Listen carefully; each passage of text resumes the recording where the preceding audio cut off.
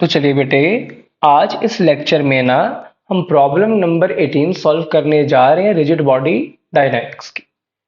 बेटे क्वेश्चन क्या है, हमारे पास ना एक कॉलर है। कॉलर की तरह को समझाने की कोशिश करता हूं। जैसे गाड़ियों का जैक होता है ना, जिससे गाड़ी ऊपर या नीचे करते, बिल्कुल वैसी एक चीज है। और बेटे दो स्टील की बॉल्स ना, अगर तू देखे, यहाँ पे मैंने लगा दी ए और बी। अब ये पूरा का पूरा अरेंजमेंट इस सेंट्रल एक्सिस के अबाउट बेटे रोटेट कर रहा है। अब बेटे एक चीज समझ, आपने क्या किया, यहां पे इस कॉलर को ना पकड़ के नीचे खींच दिया ऐसे। अब नीचे खींचने से होगा क्या, पहले तो चीज समझ, ये आर्म तो रहेगी, ये एक्सिस तो रहेगी ऐसे, लेकिन जो इसकी आर्म्स होंगी ना वो पास पास आ जाएंगी। तेरे को बात समझ आ रही है? अब देख, शुरू शुरू में ये दूरी डी इनिशियल थी, ये तू देख पा रहा है। बाद में ये दूरी डी फाइनल हो गई। तू समझ पा रहा है? अब बेटे एक चीज समझ, जब तू फोर्स नीचे लगाएगा ना, ये जो फोर्स है शायद ये एक्सिस के अलोंग ही लगे।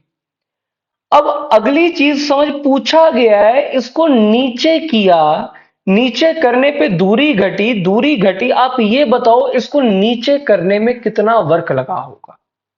क्वेश्चन समझ आ गया? अब बेटे एक चीज समझ, दूरी फाइनली डीएफ रह गई। मैं देखूं, अगर मैं फोर्स लगा रहा हूं, ये तो अलोंग दी एक्सिस ही आ गई, net torque along the axis 0 आ रही है। यानी कि इस एक्सिस के अबाउट एंगुलर मोमेंटम कंजर्व्ड है, यानी कि initial angular momentum should be equal to final angular momentum. मैं लिख सकता हूं बेटे I1 omega 1 should be equal to I2 omega 2। अगर बेटे I1 की वैल्यू देखी जाए ना, कितनी आनी चाहिए, देख बेटे, मास ये भी m है, ये भी m है, टोटल d इनिशियल दूरी पे थे। मैं लिखूंगा एक के चलते m इंटू डी इनिशियल का स्क्वायर, क्योंकि दो दफा आएगा मैं 2 लिख दूंगा। उसी तरह I2 लिखा जाएगा 2m डी फाइनल का स्क्वायर। और बेटे अगर वैल्यूज पुट करें ना, यहां पे आप देखना 2m डी इनिशियल का स्क्वायर इंटू ओमेगा 1, 4 आ रहा था। This is equal to 2m d final का square into omega. I hope तेरे को ये बात समझ आ रही है। बेटे तू वैल्यू डाल के देख, होगा क्या, जब ये पास पास आएंगे इनर्शिया घट जाएगा, तो इसका ओमेगा बढ़ जाना चाहिए। तो सॉल्व कर, शायद ओमेगा फाइनल बेटे 36 रेडियन पर सेकेंड आ जाए। बट बेटे मुझे पूछा क्या, वर्क। अब एक चीज समझना, वर्क पूछे, स्पीड पूछे, कंप्रेशन पूछे, ऐसी कोई भी चीज पूछे ना, तो याद करना वर्क एनर्जी थ्योरम को। Work done by external force, work done by non-conservative force equals to change in kinetic energy plus change in potential energy। अब बेटे समझना, नॉन कंजर्वेटिव फोर्स तो कोई थी नहीं, और पोटेंशियल एनर्जी में मान के चल रहा हूं कोई भी चेंज नहीं आया। तो जो भी वर्क किया गया that is change in kinetic energy, यानी कि final kinetic energy minus initial kinetic energy, तेरे पास वर्क आ जाएगा।